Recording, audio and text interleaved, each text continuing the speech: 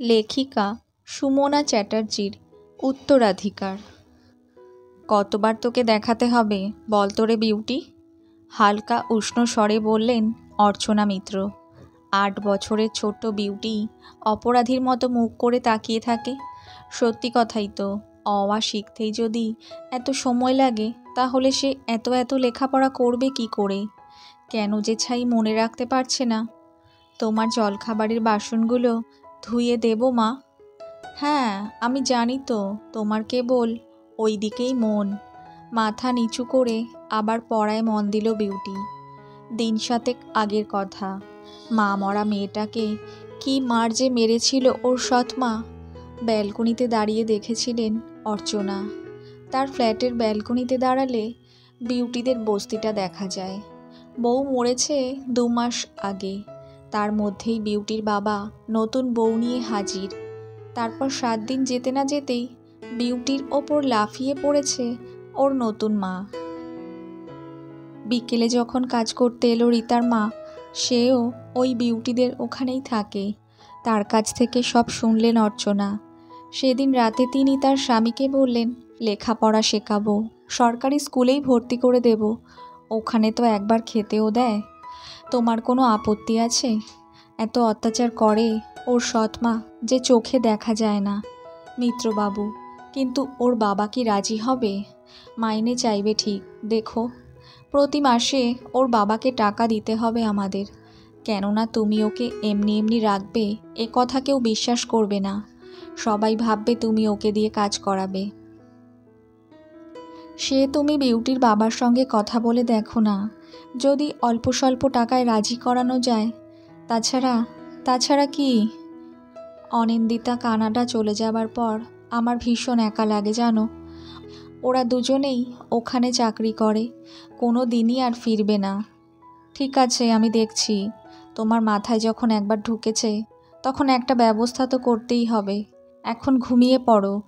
পরের দিন সকালে রীতার মা কাজে আসতেই অর্চনা বললেন, আজ সন্ধেবেলায় বিউটির বাবাকে আসতে বলো, বাবু কথা বলবে। আমাকে তাড়িয়ে দেবে না তো বৌদি? রীতার মা বলল, না না, ছি, তুমি ভাবলে কি করে যে ওইটুকু বাচ্চা মেয়েটাকে দিয়ে আমি কাজ করাবো? ও বাড়ির মেয়ের মতোই থাকবে। রীতার মা হাসতে হাসতে বলল, আচ্ছা গো আচ্ছা, আমি বিউটির বাবাকে বলবো। বিউটির বাবা মাসে 2000 টাকার বিনিময়ে মেয়েকে থাকতে দিতে রাজি হলো। মিত্রবাবু বললেন, আর মোটে 3 বছর চাকরি আছে আমার, তারপর তো পেনশন দিয়ে সংসার চালাতে হবে। দেখো যা ভালো বোঝো করো। পরের দিন বিউটি চলে এলো। তারপর তাকে স্কুলে ভর্তি করে প্রাণান্তকর খেটে তৈরি করা। তবে বিউটিও তার মায়ের মান রেখেছে। ক্লাসে ফার্স্ট হয় সে। এবছর মাধ্যমিক দেবে। মায়ের কাছে বসে পড়াশোনার পাশাপাশি সেলাইও শিখেছে। দোকান থেকে অর্ডার নিয়ে এসে সেলাই করে। সায়া, ব্লাউজ, স্কুলের জামা কাপড় সব নিমেষে সেলাই করে ফেলে বিউটি। 14 বছর বয়স থেকেই নিজেই রোজগার করে টাকা দেয় বাবাকে। অনিন্দিতা আসে বছরে একবার করে। তার ছেলের সঙ্গেও বেশ ভাব বিউটির। অনিন্দিতা বলে, দেখো মা, তোমার এই পাতানো মেয়েটিকে একেবারে হাতছাড়া করবে না। ওর বিয়ে দিয়ে এখানেই ঘর জামাই করে রেখে দেবে। শুনে সকলে হেসে গড়িয়ে পড়ে। রীতার মা বলে, মেয়েটার মা মরে গেল, আর সৎ মা এসে কি অত্যাচারই না করতো, কি কষ্ট যে লাগতো হতভাগীকে দেখে। এখন তাই ভাবি, ওর মতো ভাগ্য কজনের হয়? অর্চনা, এই নজর দেবে না একদম। রীতার মা, মাধ্যমিক পরীক্ষায় ভালো নম্বর পেয়ে পাশ করলে আমাকে কিন্তু একটা শাড়ি দিতে হবে বৌদি।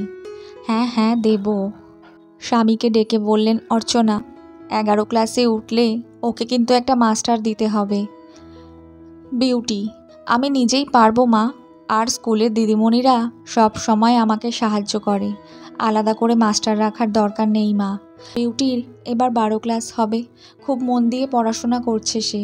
মিত্রবাবুর হাই প্রেশার, হঠাৎ একদিন রাতে প্রচণ্ড বুকে ব্যথা শুরু হলো। অর্চনা দেবী দিশেহারা হয়ে পড়লেন। পড়া ফেলে ছুটে এলো বিউটি, বলল, কোনো ভয় নেই মা, আমি এক্ষুনি অ্যাম্বুলেন্স ডাকছি। তারপর হাসপাতালে ভর্তি করা থেকে শুরু করে সব কিছু করলো বিউটি। অবশ্য ফ্ল্যাটের কাকুরাও খুব সাহায্য করেছে তাকে। তার মা তো নিজেই ভয়ে অজ্ঞান হয়ে গিয়েছিল। অনিন্দিতাকে খবর দেওয়া হলো, কিন্তু করোনাজনিত লকডাউন উঠে গেলেও ফ্লাইট তখনও স্বাভাবিক হয়নি, তাই সে আসতে পারল না। ওই ফোনেই খবর নেয়। মাসখানেক পর খানিক সুস্থ হয়ে মিত্রবাবু হাসপাতাল থেকে ছাড়া পেলেন। রোজ গিয়ে হাসপাতালে বসে থাকতো বিউটি। তারপর বাড়িতে নিয়ে আসার পরেও সমানে সেবা শুশ্রূষা করে সে। অর্চনা বলেন, লেখাপড়া শিখিয়ে তুলে দিলি? বিউটি, সে কি মা, পড়ি তো, তবে তোমরা তো আগে, তারপর তো সব কিছু বলো। 1 বছরের মধ্যেই ঈশ্বরের কৃপায় মিত্রবাবু বেশ চাঙ্গা হয়ে উঠলেন। এর কিছুদিন পর অনিন্দিতাও এলো একাই। অর্চনা মেয়েকে বললেন, বিউটি না থাকলে তোর বাবাকে বাঁচাতে পারতাম না রে। অনিন্দিতা বলে, হ্যাঁ মা, আমি জানি। তারপর বিউটির কপালের ওপর থেকে চুলগুলো সরিয়ে দিয়ে ওর কপালে একটা চুমু খেয়ে বলল, ওই তো তোমাদের আসল মেয়ে মা। আমি অত দূরে থাকি, ভিডিও কলে তোমাদের দেখি। কি করতে পারি আমি বলো তো তোমাদের জন্য? বিপদে আপদে ওই তো তোমাদের বল ভরসা। তোমাকে একটা কথা বলবো মা? ফোনেও বলতে পারতাম, কিন্তু ভাবলাম সামনে এসেই বলবো। অর্চনা, কী রে? তুমি আমাকে অনেক খরচ করে মানুষ করেছো মা, যথেষ্ট প্রতিষ্ঠিত আমি। তুমি তোমার যা কিছু আছে, এই ফ্ল্যাট আর যা কিছু, সবটুকু বিউটিকে লিখে দিও মা। ওই তোমার যোগ্য উত্তরাধিকারী। বিউটি, না না, আমার কিচ্ছু চাই না। অনিন্দিতা, সে আমরা বুঝব। মিত্রবাবু এবং অর্চনা দেবীর বুক আজ 2 মেয়ের গর্বে যেন ভরে উঠেছে। বললেন, আজ আমরা এত খুশি রে, মনে হচ্ছে শতায়ু হওয়া আমাদের কেউ ঠেকাতে পারবে না।